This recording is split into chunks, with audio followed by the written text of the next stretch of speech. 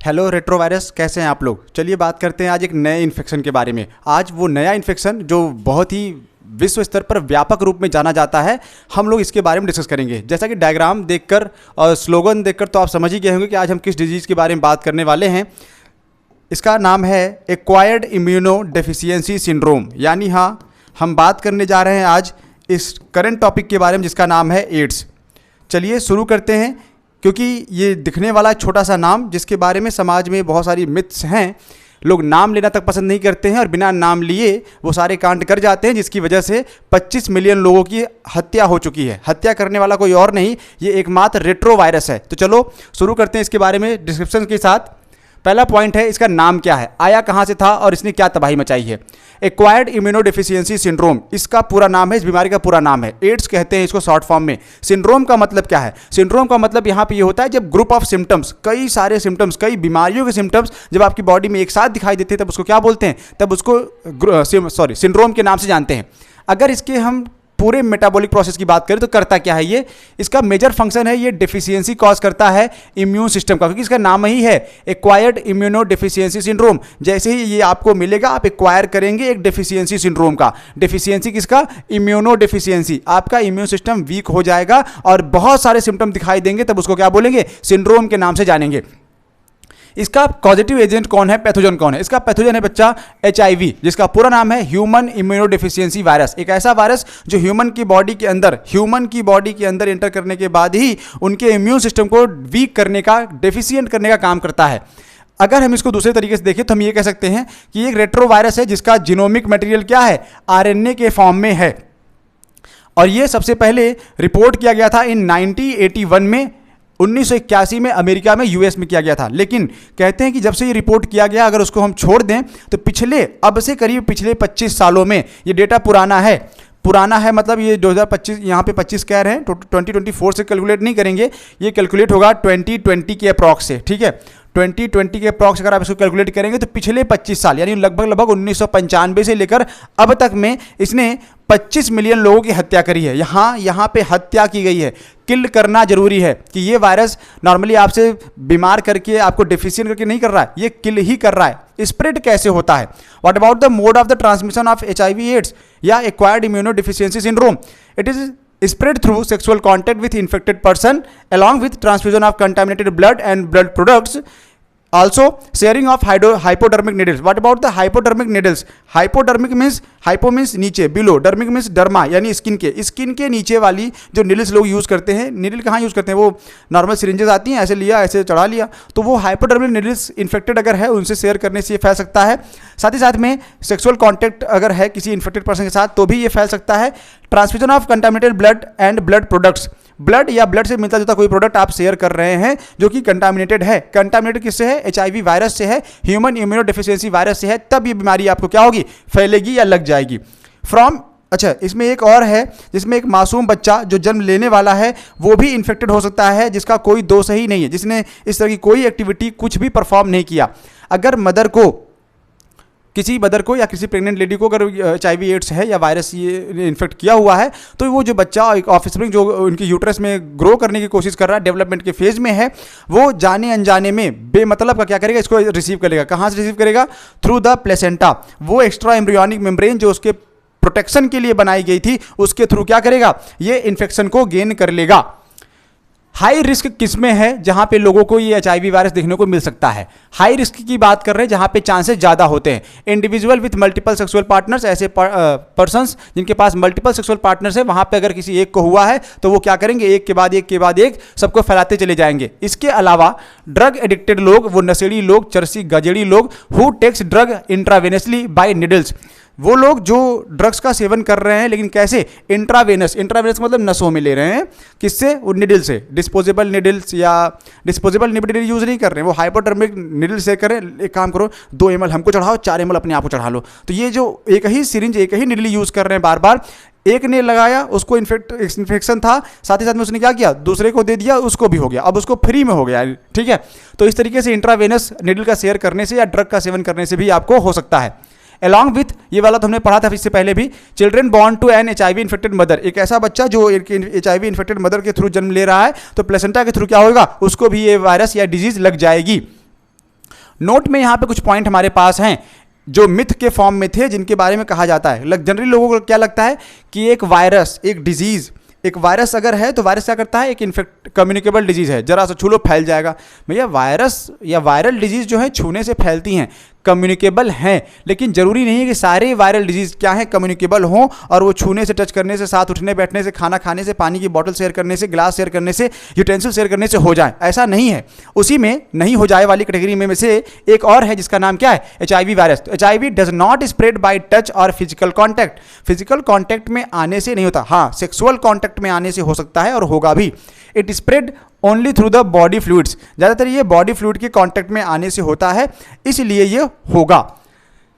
What about the इसका incubation period. Incubation का मतलब ये कब तक शांत रह सकता है। जब भी आपको इन्फेक्शन होगा HIV वायरस का तो ये 5 से 10 साल तक आपकी बॉडी में कोई सिम्टम नहीं दिखाएगा, यानी कम से कम 5 से 10 साल तक आपकी बॉडी में कोई किसी तरह के सिम्टम्स ग्रो नहीं कर पाएंगे, आप समझ ही नहीं पाएंगे कि आपको हुआ है। 10 साल बाद या 5 साल बाद जब ये इंटरवल अपना टाइम लेगा तब ये आपको बताएगा कि आपको क्या हुआ है, तब आपको सिम्टम्स देगा। सिम्टम्स नहीं देगा तब उसको हम लोग बोलते हैं ग्रुप ऑफ सिम्टम, यानी सिंड्रोम।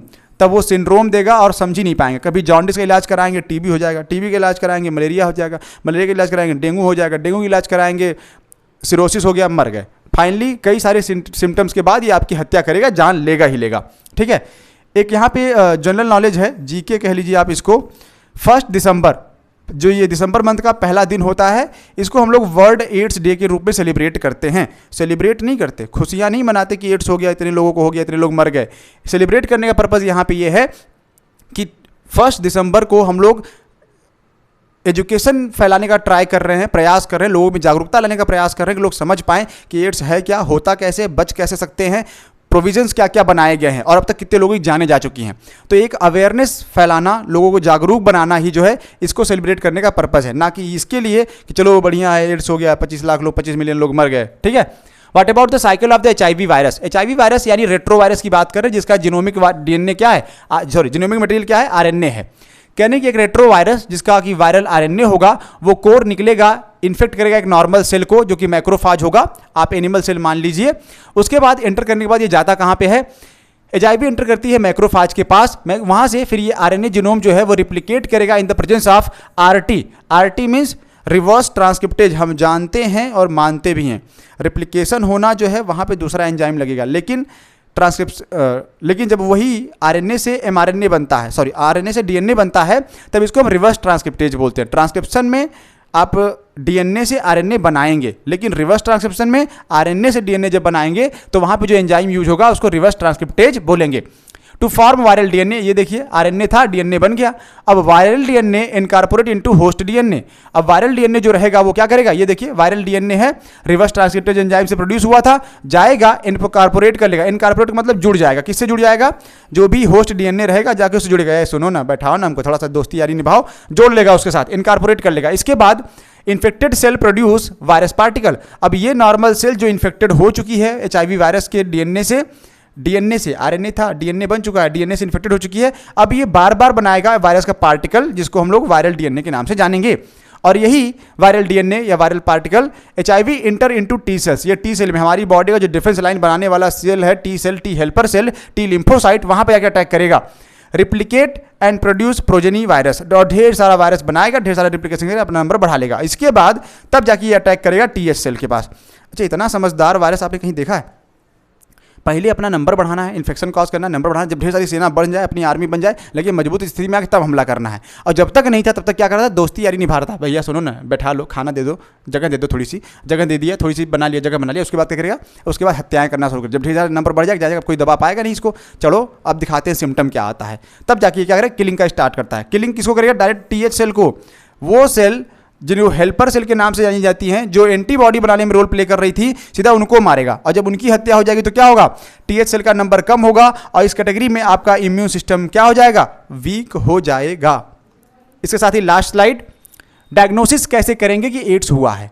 डायग्नोसिस करने के लिए हमारे पास एक टेस्ट है जिसका नाम है ELISA टेस्ट, जिसको हम लोग पूरे नाम के साथ जानेंगे, एंजाइम लिंक्ड इम्यूनोसॉर्बेंट एसे। एक ऐसा मेथड जिसमें सैंपल्स लेकर, बॉडी फ्लूइड्स के सैंपल्स लेकर हम ये कलेक्ट करते हैं, प्रयास करते हैं कि रेट्रोवायरस जो है हमको देखने को मिल जाए और उसकी मौजूदगी ये बताती है कि HIV इन्फेक्टेड है।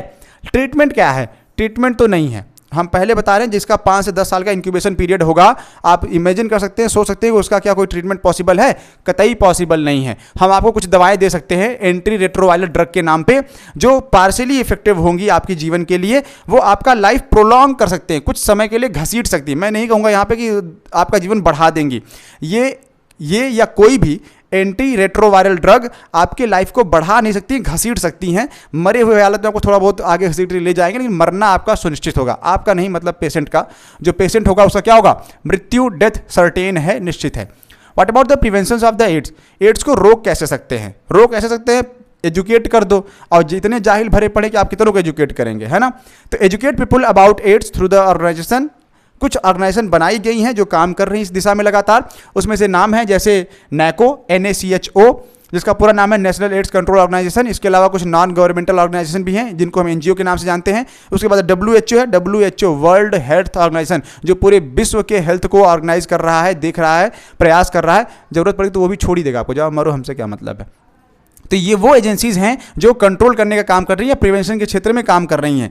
लेकिन बच कैसे सकते हैं? Make blood safe from the HIV। जो आपका ब्लड है या जो आप ब्लड ले रहे हैं उसमें टेस्ट जरूर करवाइए, पता जरूर करवाइए क्या इसमें HIV वायरस है या नहीं है। अगर नहीं है तो कोई दिक्कत नहीं, और है तो दिक्कत बहुत बड़ी आने वाली है। और आखिरी पॉइंट आज का, use disposable needle and syringes. ये लोग जो चरसी गजेड़ी लोग जो हाइपोडर्मिक निडल यूज़ कर रहे थे, हम ट्राई करेंगे कि वो क्या करें, वो इस तरह के निडल्स का सेवन ना करें, यूज़ ना करें, डिस्पोजेबल यूज़ करें। सिंगल लगाओ, अकेले तुम मरो, बाकी सबको काहे लेके जाओगे अपने साथ, ग्रुप वालों को, ठीक है? तो इस तरीके से क्या कर सकते हैं हम HIV वायरस के सिम्टम से, इन बाकी चीज़ों से बच सकते हैं। अगर आप नीट की प्रिपरेशन कर रहे हैं या साथ ही साथ में आप CUET की प्रिपरेशन कर रहे हैं, ठीक है, CUET और नीट के लिए एक कैंपेन चलाया गया है चैनल के द्वारा, जिसमें आप देखेंगे कि स्टडी क्लिक इंडिया इंस्टाग्राम पर भी और साथ ही साथ में यूट्यूब पर भी, दोनों जगह पर ये एक्टिव है। इंस्टाग्राम पे भी और आपको YT पे भी मिल जाएगा, जहाँ पे लगातार क्वेश्चन की सीरीज जो है अपलोड की जा रही है। आप आइए, ज्वाइन करिए उसको और फॉलो करके क्वेश्चंस को लाइक कमेंट कर सकते हैं, शेयर कर सकते हैं। जितने लोग तैयारी कर रहे हैं, प्रिपरेशन कर रहे हैं, शायद ये उनके लिए हेल्पफुल हो। तो आज के इस लेक्चर में इतना ही, मिलेंगे नेक्स्ट लेक्चर में नए टॉपिक कैंसर के साथ। तब तक के लिए थैंक यू।